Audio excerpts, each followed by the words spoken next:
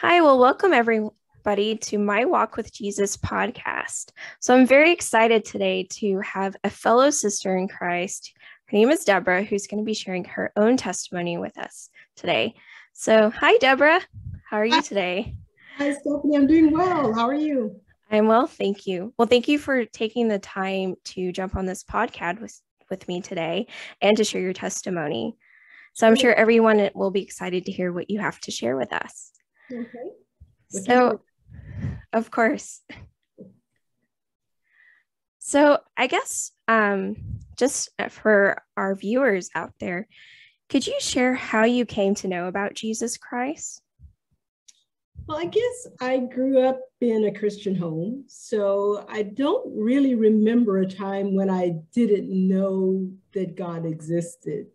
I mean, my parents would often talk about God and they would say, God told me this, or, things like that, where to me as a little child, I mean, I'm talking 3, 4 years old, I knew that God existed, or like I believed that God existed, and he was like a very distant relative who lived in a place called heaven.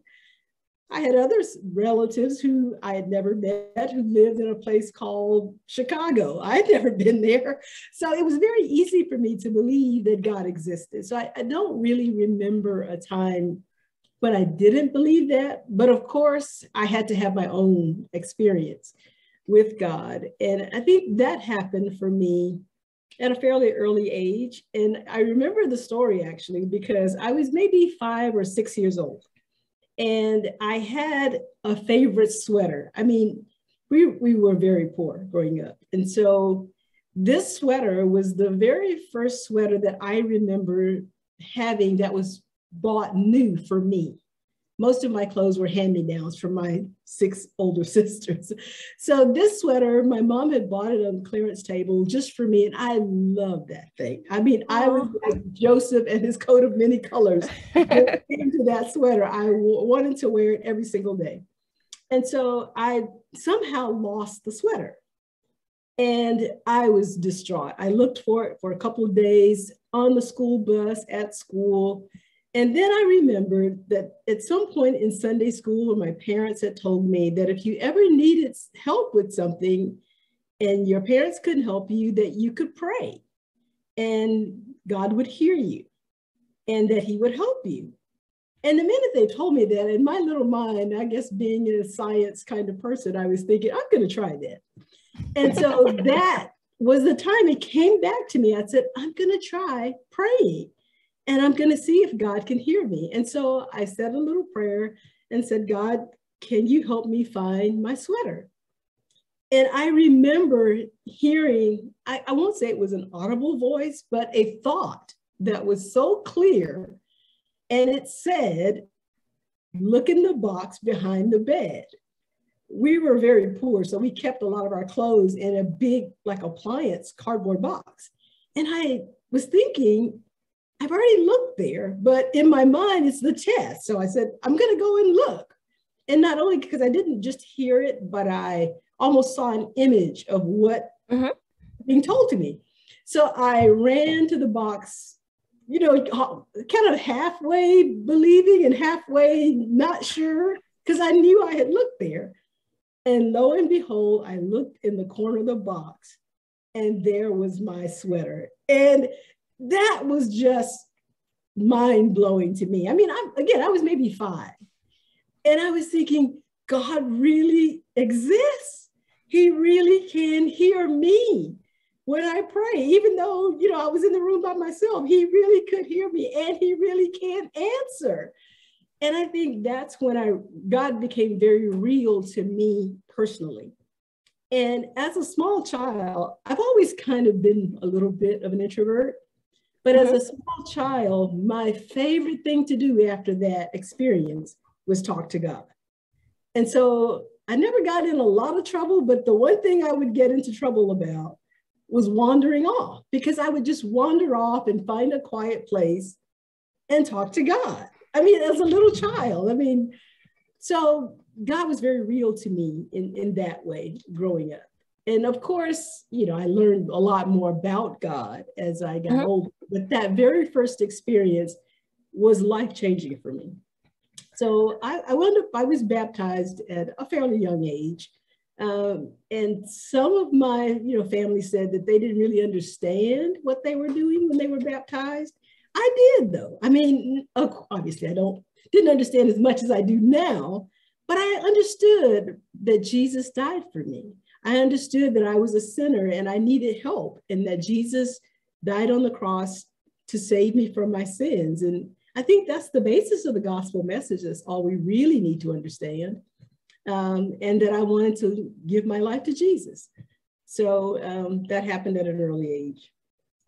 And I think that's a really quite a beautiful story that you actually share, is that you knew, and you had a very personal relationship with him. Like, you knew that he knew you, and you knew what you needed to know about Jesus. You knew that he died for you, that he loved you. And I think that's what makes a relationship with him so powerful is when you begin to understand who he is. I think it's one thing to know about Jesus and to read about him, but to really know him, like to know him and to talk with him, to walk with him, is a whole different thing than just to know about him. And I think what you touched upon as a child, and that's amazing that as a child to have that experience, I think that's beautiful. And thank you for sharing that. That's such a great story. I love that. Sadly for me, I didn't meet God, get close to God until later in my life. But I think that's so encouraging to hear, such a beautiful story of your moment with God. And I'm not saying that I didn't have other times where, God, where are you? Those kinds of questions.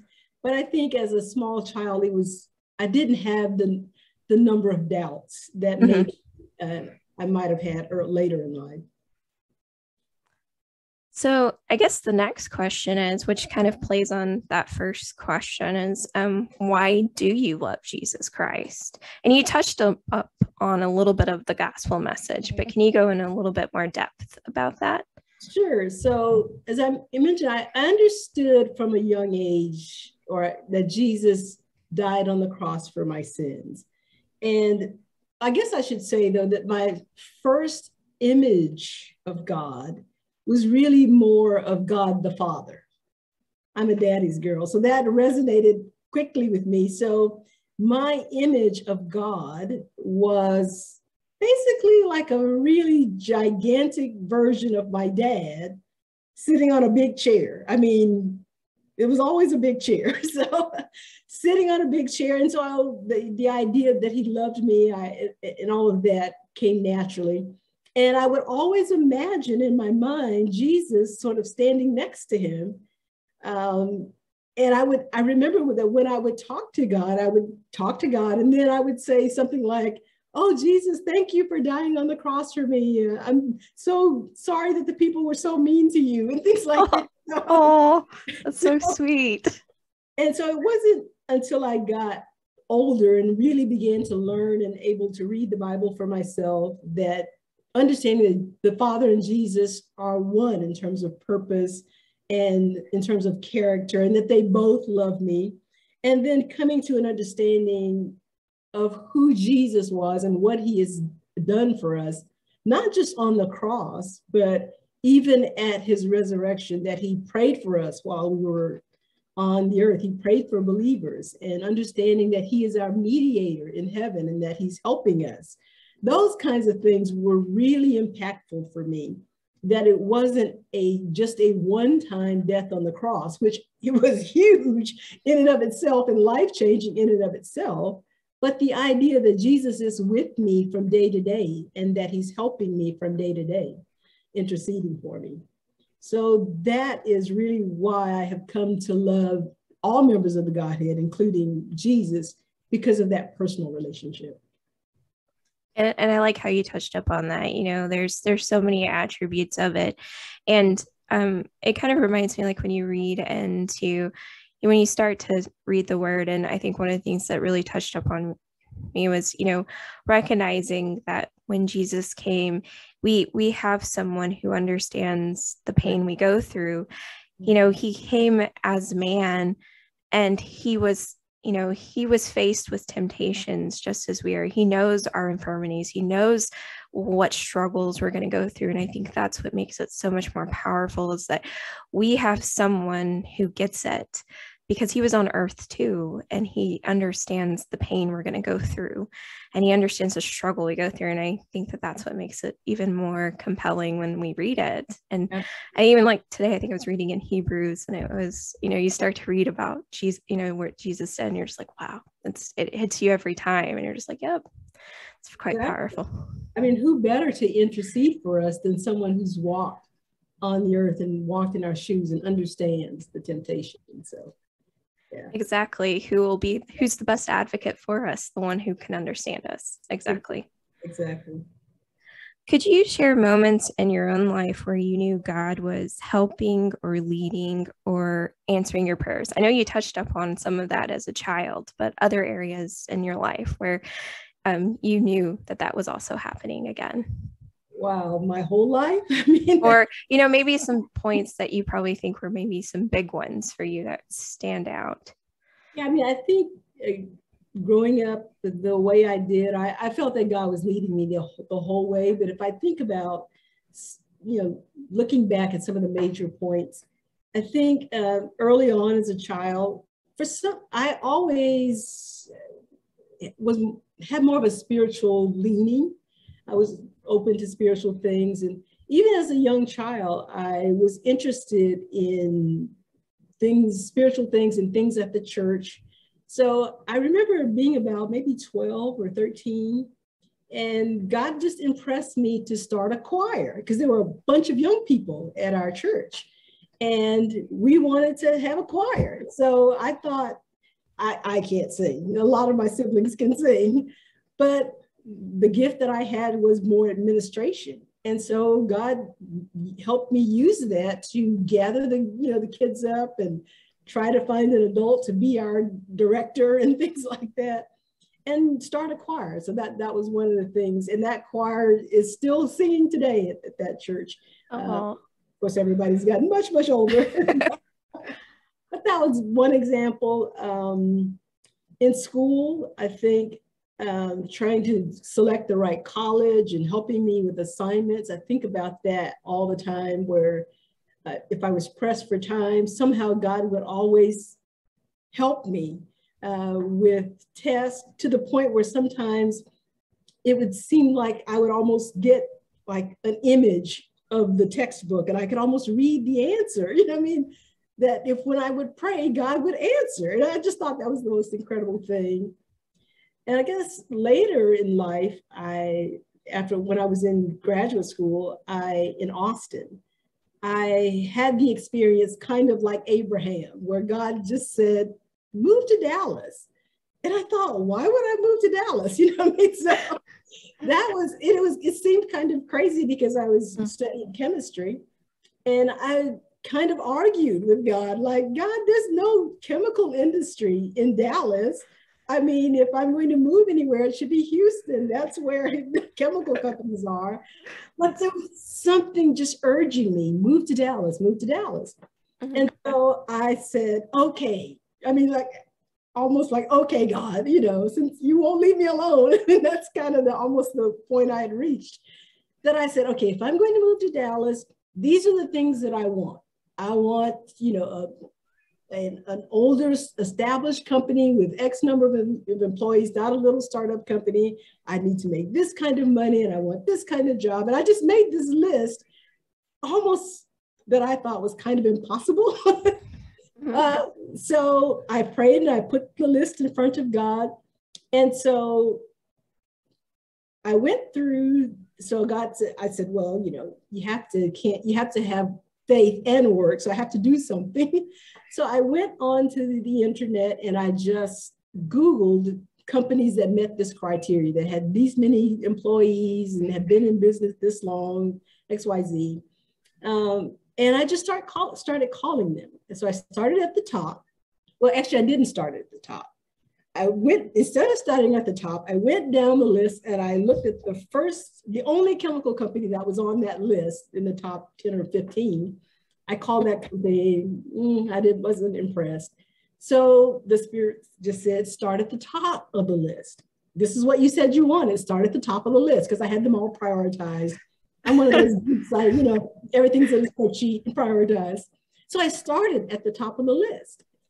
And then I went to the top of the list and I just called them up and said, hey, my name is Deborah. This is what I do. Do you need somebody to do this? And the person on the other end of the line literally screamed.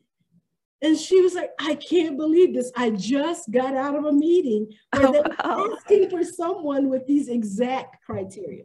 Wow, that's amazing. And she said, can you come up for an interview? And that was the rest of the story, is I got that job. So that was another time that I just knew that God was leading. So there were so many times like that. Where you take that leap of faith, when he said something, listening to him, he does know what's best for us. And so he pays attention and he cares about us. So I think that that's amazing. And, that he cared so much and he knows what matters to you, your best interest. He wants to take care of you. And listening to him saying, hey, look, here you go.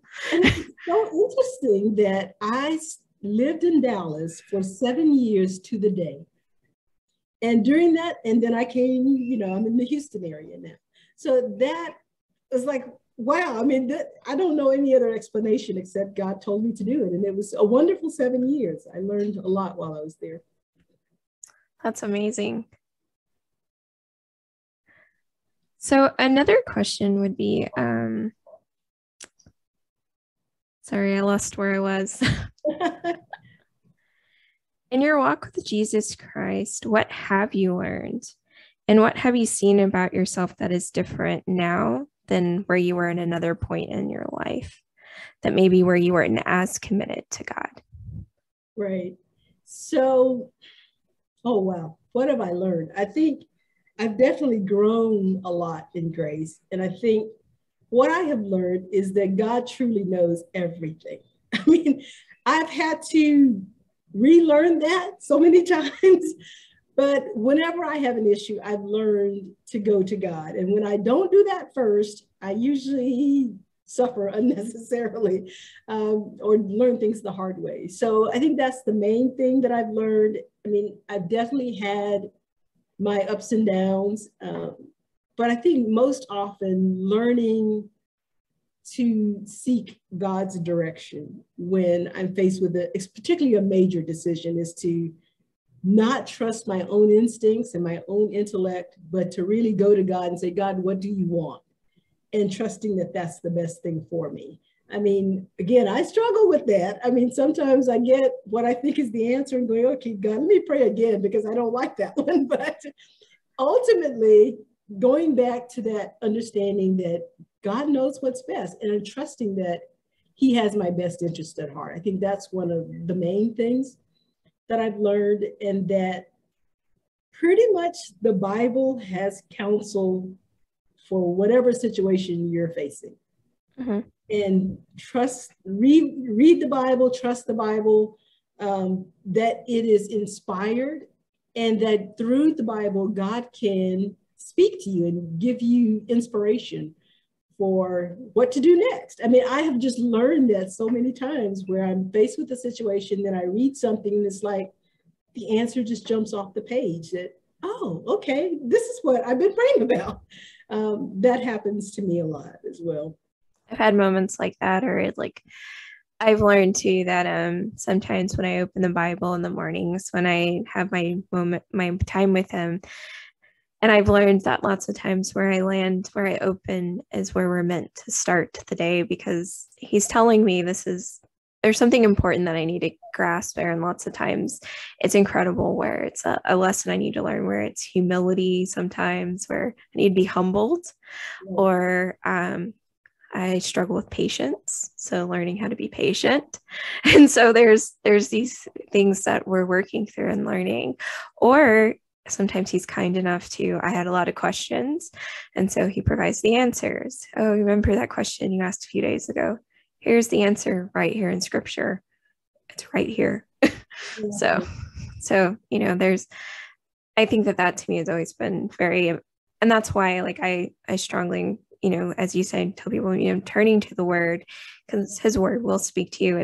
That's why it says it's alive. It is sharper than any two-edged sword. It does speak to us, and it's meant to speak to us. It discerns, it knows exactly what we're thinking, what we're feeling, and it knows how to reach us. So exactly. I think some of the things that I still struggle is patience. I'm one of those go-getter kind of people, and I kind of like things to happen. My family will tell you. I mean, I'm like that too. I'm like, now, like oriented, I will say. And trying to learn patience and letting God choose the timing is something that I am still trying to learn.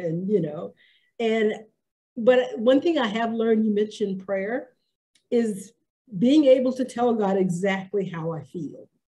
When I'm frustrated, just say, God, I'm frustrated. What are you doing? I mean, to have those very sincere conversations with God and to talk to God as though he's a friend. That, I think, has been one of the most life-changing parts of my relationship.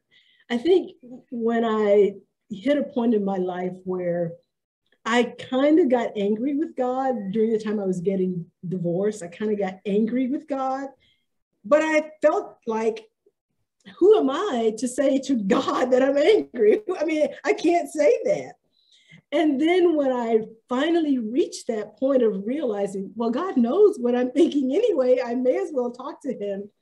That really made a huge difference, to know that there is nothing that I need to hide or can hide from God. That really helped me a lot in my relationship, is to say, no matter what it is, I can talk to God. He can handle my difficult questions. He can handle my complaining. He can handle all of that and help me through it. So, but it doesn't help when I try to hide how I'm feeling from God. That only delays healing and delays moving forward. That was actually one of the first lessons I learned with God, was he brought it to my attention that if I wasn't telling him how I really felt, I was being a liar to him. And one time I was praying to him, and he knew that something was bothering me, and I wouldn't talk about it. And it was like one of those moments where you said as a child, where you heard something and it said, do you really love me? And I heard that, and it like gutted me. And I would probably say I was 3 months, like a new Christian, like 3 months in. And it was like, I heard that voice say that, and I said, yes, I do. And then I realized that I was not being fully forthcoming on how I felt. And I realized that there were things bothering me. And I said, why am I not telling him? Mm-hmm. And then it was like obvious as to why he said what he said. And then it was like, that was the first lesson I learned about being open and honest in that relationship with him. And like you said, you have to tell him all. And if you don't understand, say, I don't understand. Help me get it. I don't understand. Because he doesn't want you to not understand. Or like one thing that I, struggle with is if I don't want to be angry. I'm like, Lord, help me to love this person, but I'm having a difficult time. Teach me how to love this person and not have this take root, be a bitter root inside my heart. And that's something where he helps me, but it's like, that's something I'm learning, right? Like taking what his word says. But like you said, that, being honest with him, like, I need help because I don't know how to do this. Like, but I'm being honest with you. Like, there's a barrier here. Help me get there. And so, but you have to tell him this. He knows it, but he wants to hear it from our mouths. Exactly. And that just removing that glass ceiling or that wall that's there in terms of open communication is so important. Yeah. And I think one other thing that I'm still working on a lot is trying to see people the way God sees people. My life has been a little bit, I guess, sheltered because I have this huge family. And so a lot of my social interaction can be right just within my family. So sometimes, I just think people should think like I think, and I realize that they don't. And sometimes in the past that would really frustrate me, because I would just think, well, this seems obvious to me. Everybody should think this way. But then I thought about how much God values our free will, to the point that he would allow his own creation to not accept him if that's what we choose. And so thinking about that, how could I not allow other people to have their free will? And so if God sees them as free moral agents, even if I don't agree, God allows them to make their own decisions, even if he doesn't agree, and even if it's not what he wants. That was such a powerful thought to me. And it made me, or it's making me, I'm not there yet by a long shot, but it's making me feel more accepting of people and accepting people where they are, as opposed to, being frustrated that, okay, why don't they see this the way that I see it? And so that's something that I'm still working with. It kind of, there was once a gentleman, I heard him on like a podcast. He's a preacher, but he made a comment that he says, to understand where, one thing that was powerful to him when he read what Jesus had say is that he loved the person, but he hated the sin, but he loved the person. And so he was loving that person past that sin. And so I think for, it's powerful for me to, try to see past that, because it is easy to be like easily frustrated with someone, like, why don't they get it? And you want to help them. And so trying to love them and to, I like what you said, I've been asking the Father to, show me to have grace through this, extend your grace and work your grace through me so that I can learn how to love them the way you do, to speak with love in those interactions, or, so people will, I don't want to cause a stumbling block to someone else because I misrepresent you by my judgment or by my interactions with them. So like you said, I mean, that to me is probably it's a hard one, because I do, I'm very excited about Jesus, but at times too, it can be, you want what's best for people, but sometimes it is in our human side of us, our natural side of us, I guess you could say, our carnal side it's easily frustrated, like, why don't you get it? So exactly. I thank God he doesn't just deal with me based on my behavior. So, exactly. He sees me past that, and that's what I hope to see other people past that, like they're what they can be in with Christ, right? Who they are with Christ. So what are some trials and tribulations that you have faced for your faith? So, when I think about trials and tribulations, I almost hesitate to compare anything that I've been through to what is real persecution that happening in the rest of the world. So I want to first say that, because I do know that there are people who are truly being persecuted for their faith.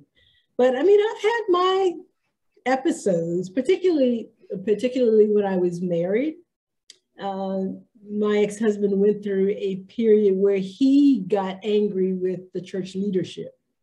And so he didn't want to go to church, and he didn't want me to go to church. And that was very difficult for me. And I would probably say for a period of almost 6 months, I rarely went to church. I would try to watch it on television or things like that. But my relationship with Jesus was really suffering. I believe that you shouldn't forsake the assembling of yourselves together, as it says in scripture. So I was really struggling with that.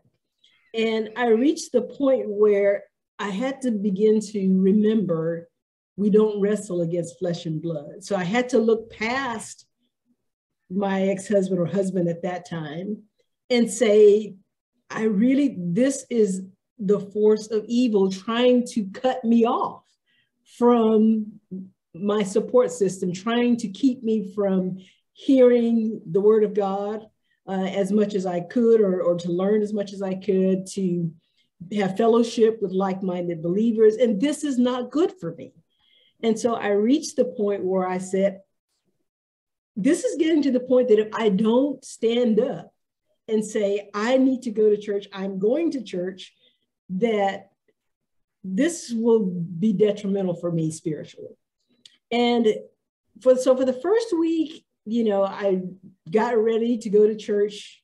He left in the car. We only had one car. So he left in the car so that I couldn't go. So I was really, really frustrated with that. So I thought, well, next week, let's not make the same mistake. I got up early, and the intent of my heart was, if I have to walk every step of the way to church, I am going today. And I remember that week, he knew that I had made up in my mind that there was going to be confrontation.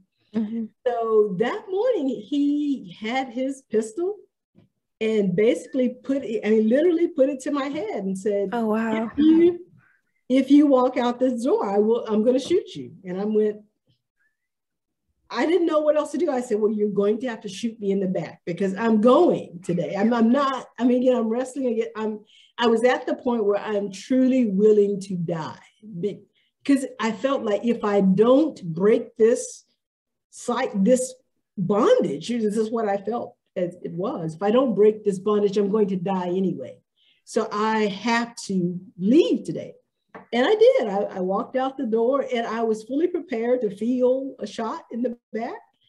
And it didn't happen. And that went on for, I think, 2 to 3 weeks, that I went to church with a gun, pointed. And after a while, I just said, if you do what you're going to have to do, but I need to do what I have to do, and I need to go to church. So that was probably the closest thing I faced to real tribulation, trials. But certainly there were things relating to Sabbath keeping. When I was in school, particularly graduate school, there are a lot of assignments that were group assignments, and people knew that I kept Sabbath. And so there were some people who said, oh, you don't have her on your team because she can't meet or won't meet on Sabbath. And, that they had the right to say that. Mm-hmm. But after the first semester of that, the people who were on my team in the various teams in the various classes, because almost all of the assignments were group assignments, they began to realize there's something about this. Mm-hmm. Because I didn't go from sunset Friday to sunset Saturday. I didn't participate in any of the group activities. And usually on Saturday nights, there was about an hour after sunset before the library would close. And so I would go to the library and I would look up all the articles and print them, and then take them home and read and study and prepare my assignments, because I would meet with them on Sunday. And week after week, what would happen was, not only would I find everything that I needed for my portion of the assignment, but I would also find things for everyone else's on the team. And I would go on Sunday. Most of the time I had finished my part of the assignment, and I would say, oh, by the way, I found this for you, you, and you. And they were like, how did you do that? I was at the library all day yesterday, and I didn't find any of this. And I'm going, I just did what God said, And so by the end I was in the MBA program at that time. By the end of the program, anytime somebody would say, oh, she can't come on Saturday, there would be someone else who say, oh no, I've been on a team with her. Don't worry about that Sabbath. That's going to be a blessing. And I didn't even have to defend it anymore. So that was, I guess you could say, a little bit of a trial that God worked out as a testimony, actually. I had that happen many times at work. There was different times where I would have say, I can't come or whatever. And God always worked it out. I mean, I never felt like I really suffered, because God turned that trial into a testimony. I think sometimes what, I've sort of read this and heard from other people who have gone through situations is that usually our trials are meant to show others And it's usually, while we're learning something in the process, sometimes it's for others to see too. Like it's a powerful testimony for him, like his power is working and people can see something amazing through that process. And so I think it's, while it may not seem it at the time, sometimes we don't realize that there's something bigger going on than we can quite understand. So I think that's cool. And as for me, as you know, Deborah, I'm very new to the Sabbath keeping. So for me, it's a new thing. But luckily, so far, my husband's supportive. So for us, it's pretty supportive. I've been fortunate enough where my job has made it where it's not an issue. So I'm very fortunate that I'm set up for the success. But I know for family and friends, they don't understand it or get it. But I'm hoping that they'll see the blessings and the benefits that from keeping the Sabbath and what following God's commandments will do to someone when they can see the fruits of a person's lives. And that's another thing that I wouldn't say it's a trial, but definitely something that I very much miss, because I mentioned that I have a big family. We're very, very close. And I'm the only Sabbath keeper in my family. So I do miss not singing in the choir with my brothers and sisters, or, going to church. I mean, when I visit them, I will go to church with them. But I mean, week to week, not sharing that with them and sharing the Sabbath experience with them. So I wouldn't say it's a trial, but definitely something that I miss. And I feel like it's a sacrifice, but it's a sacrifice that I happily make, because I think the blessings that I have received have been so much greater. So, unfortunately, my family works well with me. They don't, they don't persecute me because of the Sabbath or other things like that. So. For me, I'm hoping that my parents will see the benefit, or they'll be curious and they'll be like, what's this? Or, see how the changed life in someone, what that will intrigue them. Because I know for me, I have a father who's an unbeliever, and then I have a mother who is a Catholic. So very different completely. So I'm hoping, though, that they will see how I, seeing how my life was, because I was an unbeliever. So I do hope that they'll see the benefits of that. And that will be the witnessing that the Lord will use to help them in their walk. Right, exactly. There's no greater testimony than a transformed life. Absolutely. And for, I guess, the last question for this podcast is, what are the key takeaways that you would like a new Christian to know? Oh, wow. I can think of quite a few things. I think the main thing for me is really focusing on the relationship and seeing God, seeing his character, understanding his character to the best that our limited minds can, understanding his character through reading the word, through just walking with him from day to day. Because I think the more that we can see God, the more you will automatically love him. I mean, you would almost have to be, I can't even imagine that when someone sees God for who he really is, that they wouldn't be drawn. But I think a big problem is that people have so many misunderstandings about who God is and what his character is like. And I think partly maybe that's because of Christians and the way we sometimes represent him, or misrepresent him, I should say. But I think the more we can really see God, the more we will love him, and the more we will want to be with him and follow him, and know that we can trust following him, I think is one thing. The other thing is getting to know him in prayer. Again, talking to him like a friend, spending that time in prayer and Bible study.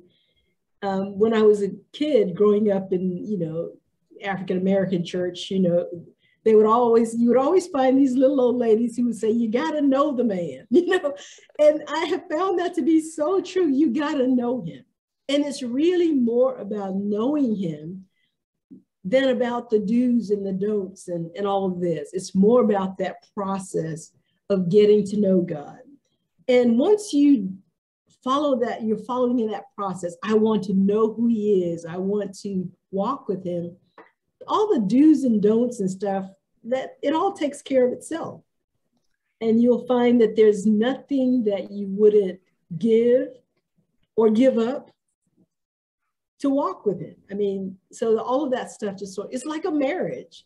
You know, the more that you just want to love your spouse, you don't care so much about whether they ask you to make the bed in the morning or take out the trash. Those things just happen naturally because you're in a loving relationship and you want to, you know, please the other person. You want to share that time. You don't want things that distract you from that time.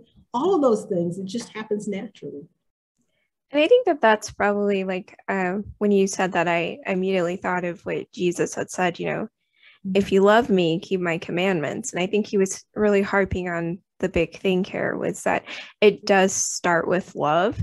If you are sincere and your heart's in the right place, the rest of it will work itself out. And the Lord, if you're spending time with him, because I shared this in my testimony, but it was another one of those early lessons that I had to learn. It was kind of one of those like mistakes, but somebody who didn't know what they were doing.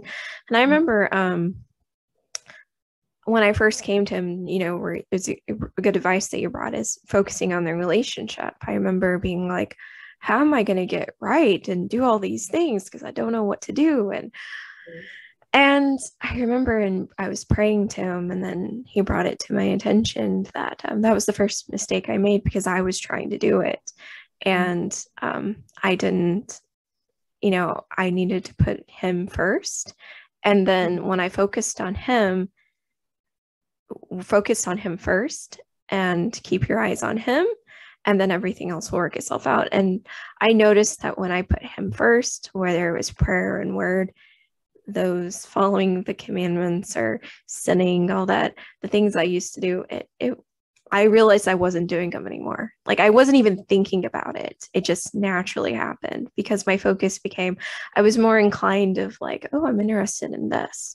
My interests and my desires became what he wanted for me because he was changing the heart. And that changed because he became my focus. And so like you said, you know, if you put that relationship first, it does create, it is completely different.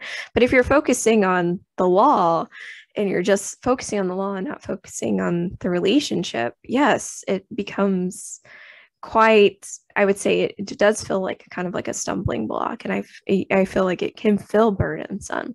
But if you focus on Jesus, like in the storm where you focus on Jesus and you or in God the Father and you focus in those prayers, it's amazing how you'll realize that you'll naturally, and I'm not saying it's going to be, sometimes it's hard, but he'll bring to light, you know, your blind spots too. But I think it's like there'll be areas where he will help you through it. I don't think it's you'll be surprised. I think most people they think it's like I have to do all of this, and it's amazing. He works with you, and it's amazing how he changes you he'll change your desires. I've just known that in me. Like who I was before is not the person I am today in almost 2 years. So it's, you know, a different person. I think that's, you know, how he is. He is, if you're sincere with you, he knows it. Exactly. Yeah. And I think in those times where he does show you something that's getting in the way of the relationship, I'm often reminding myself that God wants to have a relationship with me far more than I'm willing to surrender. I mean, that he wants to save me more than I want. I mean, so he's so willing to work with even the least intention toward him. He's willing to forgive. He's willing to work with us. His grace is sufficient. And so that is always helpful to me to remember, is that God is for me. He's not against me. And it's not that I'm trying to satisfy him so that he will love me. He loves me.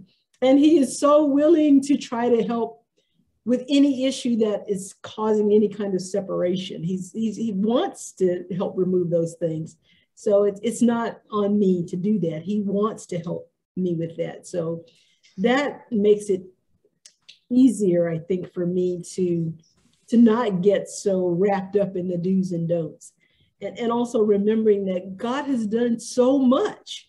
I mean, he sent the prophets, he's done, he sent his own son, he sends the Holy Spirit to remind us every day. I mean, he does so much to save us that when you really begin to think about it, it's almost hard to be lost. It's almost, I mean, he's trying everything to get our attention, to woo us and to show us how much he loves us.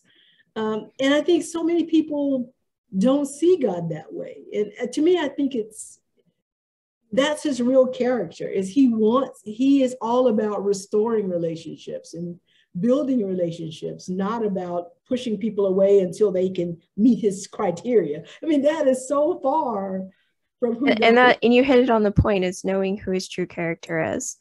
And for me, that was learning who his true character was. And when you can recognize who his true character is you know that he is a truly loving God. He is not this person that people make him out to be. He's not, all these things, where people say, oh, he's a tyrant, he's so impossible. And I was like, no, those are the lies that the great deceiver has placed through doctrines to deceive you. Once you know the true character of God, you realize that he's very loving and he's long-suffering, and he's working so hard to save all of us. Exactly. He wants that way more than we do, to be honest. And that, I think just understanding that he has our best interest at heart makes it easy. It makes it much easier to submit. I mean, yes, we are still human and we still exert our own will sometimes. At least I'll speak for myself. I do sometimes, and I'll want to figure it out for myself. But really thinking about the heart of God, that he wants what's best for me and I can trust his good intentions. If I can ever focus on that fact, then I'll remember that I need to listen, because it'll turn out better in the long run if I listen, rather than trying to do it my own way. Absolutely. Well, Deborah, I appreciate you taking, this time to share your story, as well as all the good advice that you have for those that will listen and be blessed by your message. Is there anything else that you would like to share before we give it a night and a go for everyone? Or is there anything else that you would like to share with any of the viewers? I think the main thing is just realizing that it's harder to be lost than it is to be saved when we'll just open our hearts to Jesus. It's harder to be lost because, again, he will draw. His character is so compelling that it's harder to be lost once you really are open to seeing who he is and hearing who he is and following him. And so the bottom line is just stop fighting him. Stop fighting and let him love you. That's really all he wants, is to let him love us. Absolutely. Absolutely. Well, thank you, Deborah. So I appreciate it. So thank you. I appreciate the time.